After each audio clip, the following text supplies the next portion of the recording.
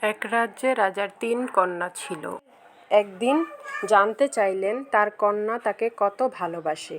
রাজা বড় মেয়েকে জিজ্ঞেস করতে চাইলেন, তাই সব কন্যাদের ডেকে পাঠালেন। বড় কন্যা বলল, পিতা, আমি আপনাকে স্বর্ণের চেয়েও বেশি ভালোবাসি। রাজা মেজ কন্যাকে জিজ্ঞেস করলেন, এবার তুমি বলো, তুমি আমায় কেমন ভালো? মেজ কন্যা বলল, আমি আপনাকে হীরের মতন ভালোবাসি পিতা, আপনি আমার কাছে হীরের চেয়েও দামি। এবার রাজা তার সবচেয়ে ছোট কন্যাকে জিজ্ঞেস করলেন, বলো, তুমি আমায় কেমন ভালোবাসো? তুমি আমার কাছে অনেক প্রিয়। আমি আপনাকে লবণের মতন ভালোবাসি পিতা। রাজা রেগে গেলেন। তিনি ভাবলেন, হীরার সঙ্গে তুলনা না করে, স্বর্ণের সঙ্গে তুলনা না করে লবণের সঙ্গে তুলনা।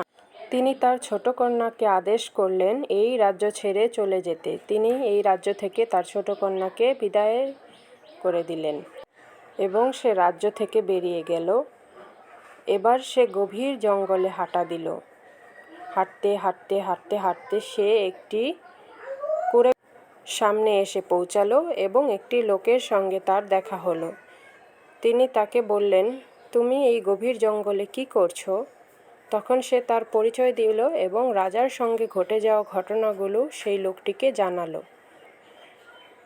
এবং সেই লোকটি তাকে বলল, এই গভীর জঙ্গলে কোনো থাকার মতো জায়গা নেই, তুমি এখানেই থাকো। ছোট রাজকন্যা একদিন ওই লোকটিকে বলল, আপনি আমাদের এই কুঁড়ে ঘরে রাজাকে দাওয়াত দিয়ে আহ্বান করবেন, সে যেন একবেলা আমাদের ঘরে আহার গ্রহণ করেন।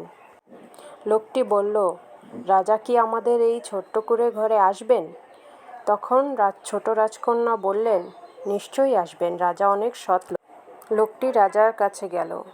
তিনি রাজাকে নমস্কার করে বললেন, হে রাজামশাই, আমার ঘরে আপনাকে আমি একদিন খাওয়াতে চাই। আপনি কি আমার ছোট্ট কুঁড়ে ঘরে যাবেন দয়া করে? রাজামশাই, আমার অনেক স্বাদ, আমি আপনাকে একদিন কিছু খাদ্য গ্রহণ করাবো। আপনি একদিন আমার ছোট্ট কুঁড়ে ঘরে চলুন, আমার দাওয়াত। রাজা দাওয়াত গ্রহণ করলেন। রাজা খুব তৃপ্তি সহকারে খাবার খেতে লাগলেন, কিন্তু হঠাৎ তিনি দেখতে পেলেন খাবারে কোনো স্বাদই নেই, কোনো খাবারেই কোনো নুন নেই। তিনি রেগে গেলেন এবং তিনি জোরে জোরে ওই লোকটিকে ডাকতে শুরু করলেন এবং বললেন, এই অখাদ্য কুখাদ্য কে রান্না করেছে? কোনো স্বাদ নেই খাবার।